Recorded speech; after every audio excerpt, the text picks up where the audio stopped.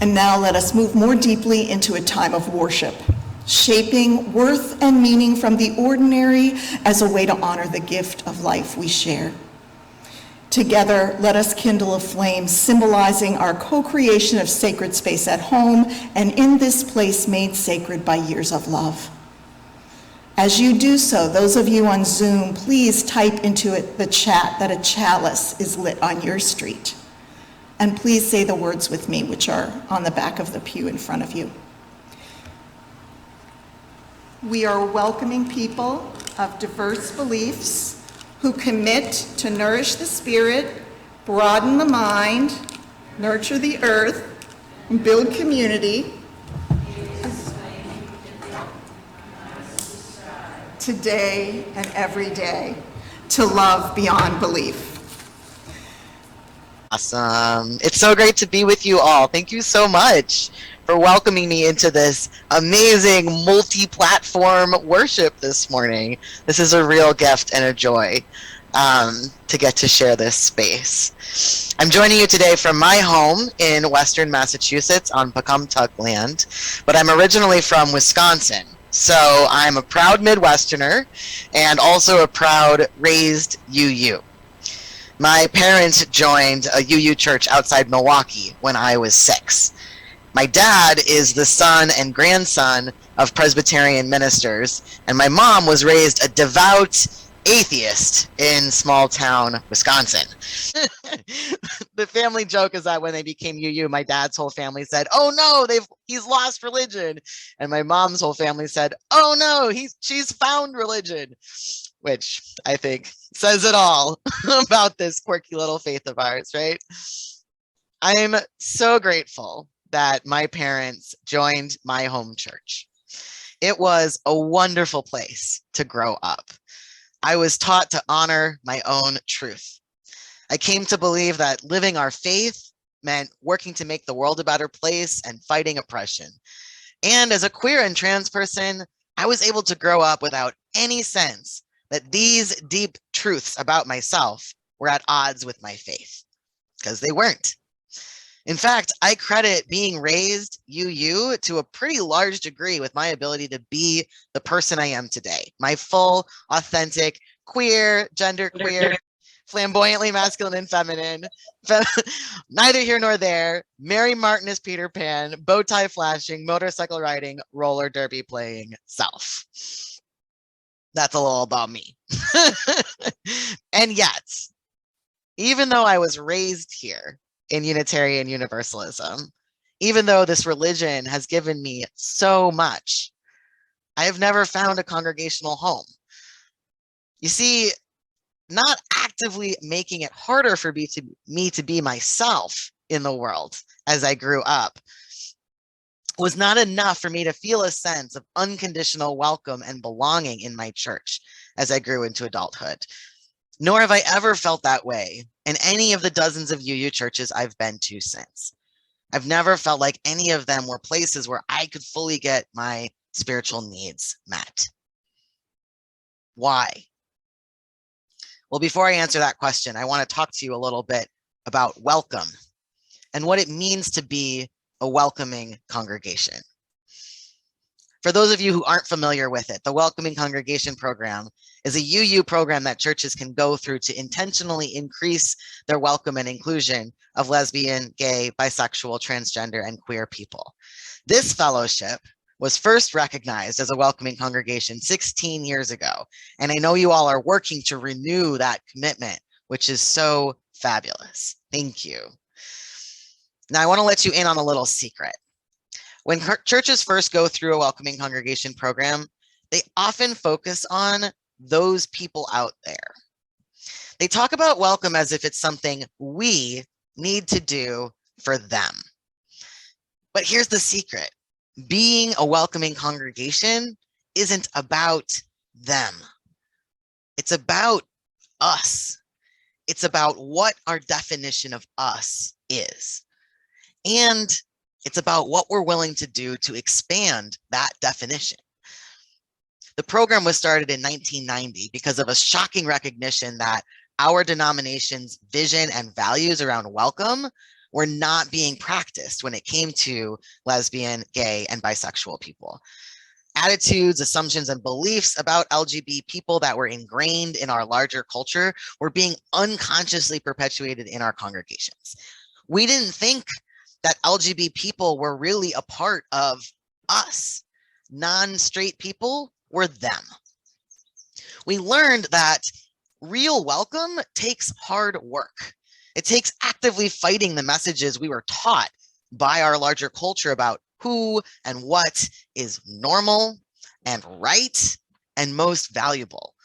And it also takes transforming the idea that we are straight, that straight is the default for our community.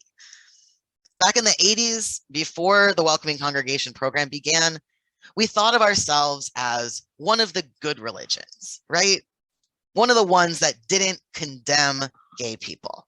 After all, we'd been ordaining LGBT people for years and had even passed a resolution supporting same-sex services of union. But as a collective whole, most UUs still had an expectation that their kids would grow up to be straight, that their minister would be straight. LGBT people weren't bad and wrong, but they were still them, not us.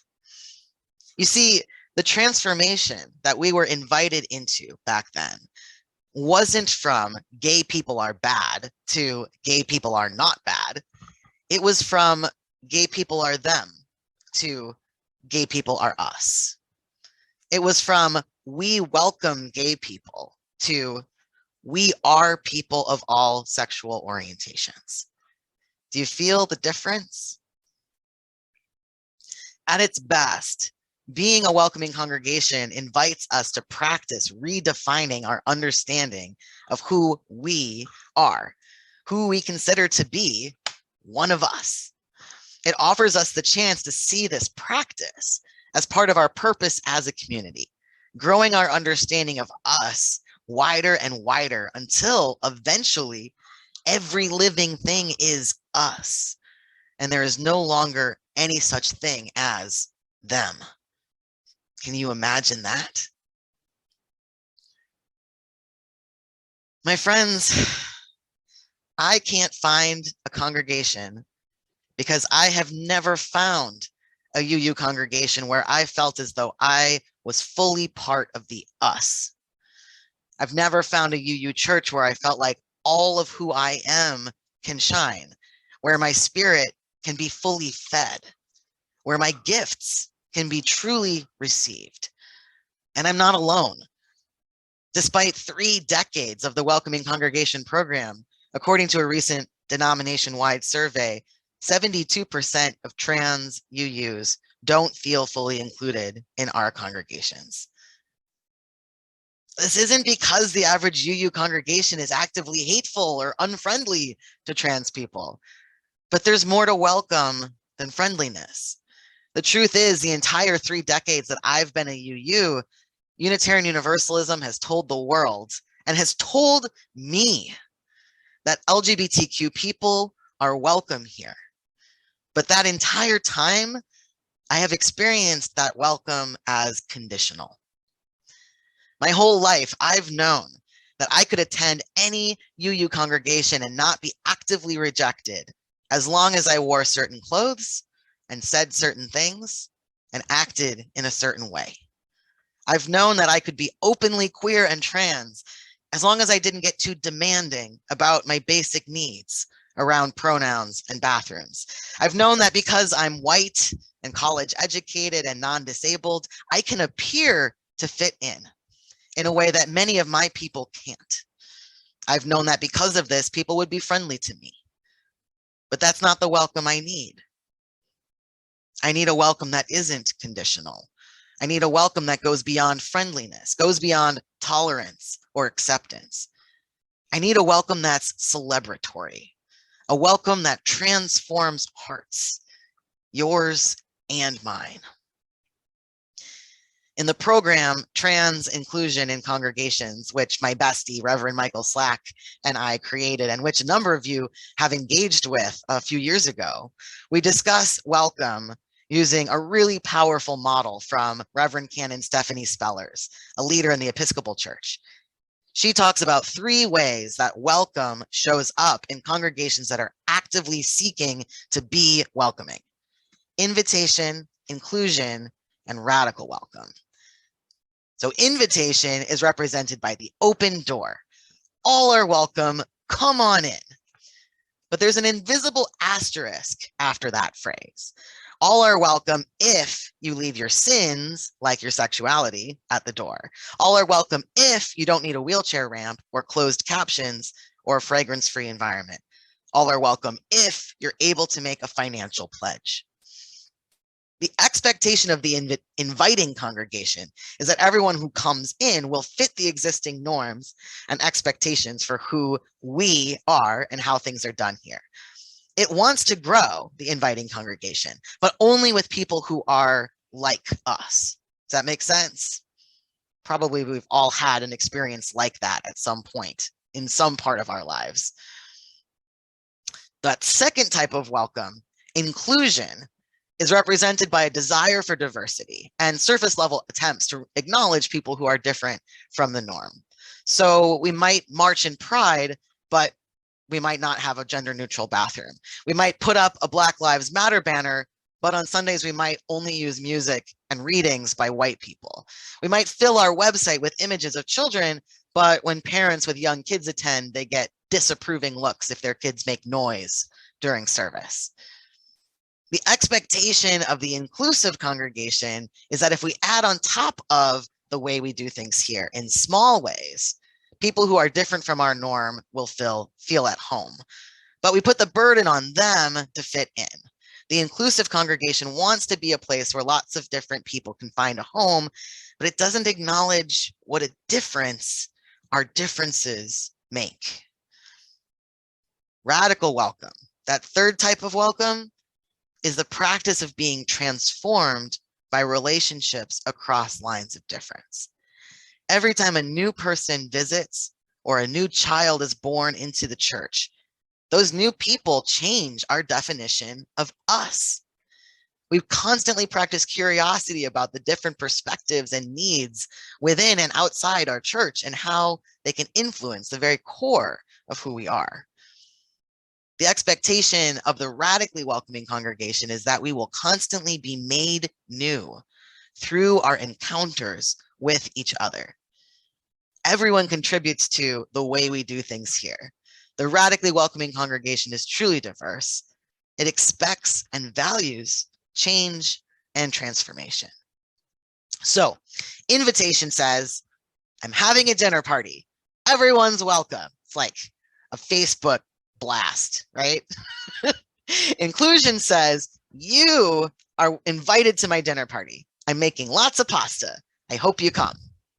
Individual, text message, or email, right? Radical welcome says, hey, I'm thinking of having a dinner party. When are you free? What do you like to eat? Are you vegetarian or gluten intolerant? Do you use chopsticks? Where should we gather?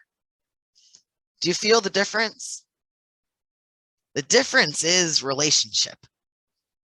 Now, the temptation is to see this as 3 stages, but that's not how it works. You see, inviting congregations think welcome equals friendliness. So as long as they perceive themselves to be friendly, if folks don't feel welcome, they must not belong here.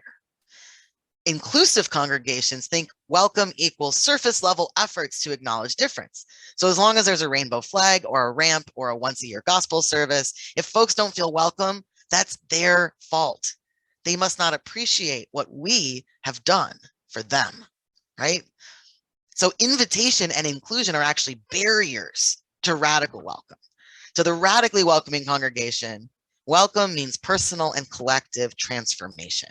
It means constantly seeking to expand our definition of us and remove the barriers that some of us face. I need radical welcome, transformational welcome. And my friends, my heart is heavy because I don't just want to find a home myself. I want Unitarian Universalism to be the saving power in my people's lives that I know it can be. I want to be able to tell Black trans women and struggling queer young adults and LGBTQ refugees and asylum seekers that they can go to their local UU congregation in person or online and find healing and strength and resilience to keep up the fight for survival in a culture that is trying to annihilate them. But I can't, because I can't trust that their local congregation will even be safe for them, much less a place of resilience. I want the beloved trans members of this fellowship and their loved ones to be able to feel a sense of home here, just as I want this for trans folk in all of our congregations. I want us to be able to come to church without having to brace ourselves for the pain of people denying or resisting or ignoring our needs. I want us to feel like we can bring all of who we are forward and be celebrated for doing so. And here's the thing. I know I'm not the only one here who is yearning to experience this sort of welcome. I know I'm not the only one here who has felt the saving power of Unitarian Universalism to transform hearts, remind us of our interconnectedness, and support us in loving one another across lines of difference. I know I'm not the only one here who has felt the need to leave certain parts of myself behind, who has felt pressured to look or talk or act in ways that make me appear to fit in order to feel welcome here. You see, I'm not just in the ministry of welcome for myself. I'm in it for you, all of you, because I know that in order to survive this world, this dominant US culture of division and intolerance and violence and environmental destruction, we need spaces like this one to be more than simply friendly. We need spaces like this one to be places where we can unlearn the judgments and assumptions and biases that have soaked into us from the outside world and practice healing the divisions that are tearing our communities and our world and our very souls apart. My Unitarian Universalism is not a community where we are all the same and we get to relax on Sunday knowing that everyone else is just like us here, a collection of the good ones who have all the answers. My Unitarian Universalism is a community where we are all different and we take joy in learning about each other and sharing in our different ways of making meaning. And we care for one another and one another's people, even when it's new and hard and uncomfortable. And we never stop asking questions. My Unitarian Universalism is a community where none of us feel like we have to leave any parts of ourselves behind.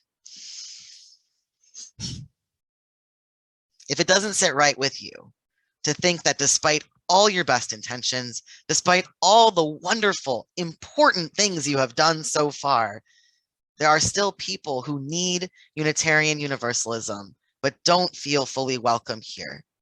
People among you right now, and people like me and mine. The question is, what are you willing to do in order for that to change? How can you resist the urge to already have all the answers and be willing to ask more questions, try new things, and transform your heart and your welcome? You see, being a welcoming congregation is not a static identity any more than being an ally is. It's not a sign you can put up or a box you can check or a statement you can make that means every LGBTQ person coming into your virtual or physical space will feel welcome. Because being a welcoming congregation isn't something you are. It's something you do. Because welcome is a verb. It's an action. It's a spiritual practice, one that never ends. Reverend Angel Kyoto Williams said that change just means becoming bigger, stronger versions of ourselves.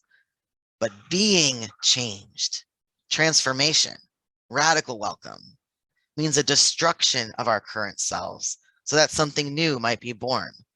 It means letting go of things that feel safe and comfortable, while with nothing more than faith that we can become something so much more. And I know that you can do that, because here you are doing multi-platform worship. That is some major transformation right there. So how else can you be changed? There's no shame in wanting to be comfortable or being drawn to things that are familiar. but we are called and we have covenanted to support each other as a community in doing more. We are in it together. None of us has to transform alone. And in the end, all our souls will fly. So my dear friends, I hope today's service gives your heart the space to reflect on this spiritual practice of radical transformation, radical welcome and transformation, being a spiritual harbor, not for them, but for an ever widening collection of the we who is us. I truly believe that this practice has the power to transform our hearts, this fellowship, and ultimately our entire world. Amen. Ashe. Aho. And blessed be. I do have a story. It is a story that I wrote myself. It is called The Story of Bat. You ready? Okay, here it goes. Once upon a time, a long, long time ago, in a faraway land, a terrible fight broke out between the mammals and the birds. Now, as you might know, mammals are all the animals who are furry and have teeth and carry their babies inside them until they're born, right? And birds are all the animals who can fly and have beaks or bills and lay eggs in nests. You see, the mammals didn't trust the birds, and the birds didn't trust the mammals. They were just so different from one another that they didn't understand each other. The mammals didn't know what it was like to see the world from way up above, and the birds didn't know what it was like to be covered in fur instead of fluffy feathers. So the birds and the mammals started to fight. But there was one animal who didn't understand the fighting. It was Bat. Bat couldn't pick a side in the fight because Bat felt like she was a little of both. After all, bats are furry and have teeth, but they also have wings and can fly. Bat was friends with both birds and mammals. She would go flying with her bird friends and snuggle with her furry mammal friends. When the fight broke out, Bat was really sad. She went to both the mammals and the birds and begged them to stop the violence. "Don't you see?" she said to the other animals. "You're not that different from each other. We all feel love and hunger and pain. Look at me," she said. "I can fly, yet I'm also furry. I'm proof that there's no real divide between mammal and bird." But the other animals wouldn't listen. They had been told all their lives that birds and mammals were at odds with each other and had nothing in common. They had been taught to fear one another. "Pick a side and stay there," Tiger said at the mammals' camp. "Stop pretending to be something you're not. What are you really?" Eagle screeched the next day at the birds' camp. "I am both and neither," Bat said. But that was inconceivable to the other animals. Even her bird and mammal friends laughed in Bat's face, made fun of her, pushed her aside, and kept on fighting each other. Well, at first, Bat was too sad to do anything more. But then she realized that there were other animals like her, animals that were different from the others. Who do you think she went and found? She went and found Platypus. Platypus is amazing. Platypus has a bill and lays eggs like a bird, right? But also is furry and has no wings like a mammal. Bat also found Flying Squirrel, who's furry, yet flies through the air. Bat, Platypus, and Flying Squirrel went and found Ostrich and Penguin and Kiwi, who are all birds that can't fly, so they weren't part of the fighting. Now there were more animals, look at them all, who could help the mammals and the birds understand that not all birds are the same and not all mammals are the same, and they should stop fighting and get to know each other better. It was hard, but the other animals finally listened, and stopped fighting. He started realizing how amazing it was that there were so many differences among them, that birds can be as small as or as massive as albatross, and mammals can have tusks. Where are my tusks? Mammals can have tusks like elephant, or the softest fur like bunny.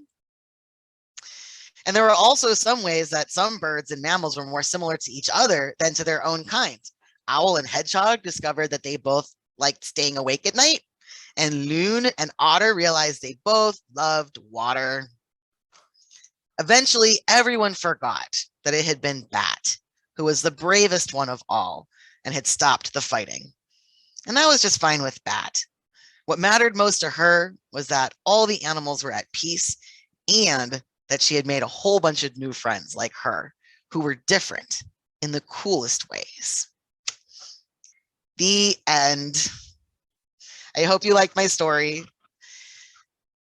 To me, part of being a UU means loving people who are different from me and building churches where people are all different sizes, shapes, colors, genders, and beliefs. Today's worship service has been about how making space for all kinds of difference takes hard work and bravery.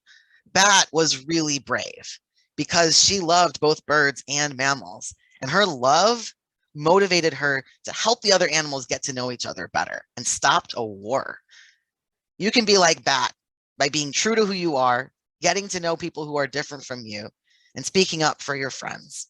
That's part of what it means to live our faith. Conclude our time of worship. Let us make a promise that we will remain committed to sustained and robust relationship with each other, to the vision of our faith community, to the values of Unitarian Universalism, and to the interdependent web holding us all. As I extinguish the sanctuary chalice, I invite you to extinguish your chalice at home. Please say the words with me. We extinguish this flame, but not the light of truth, the warmth of community, or the fire of commitment. These we carry in our hearts until we are together again.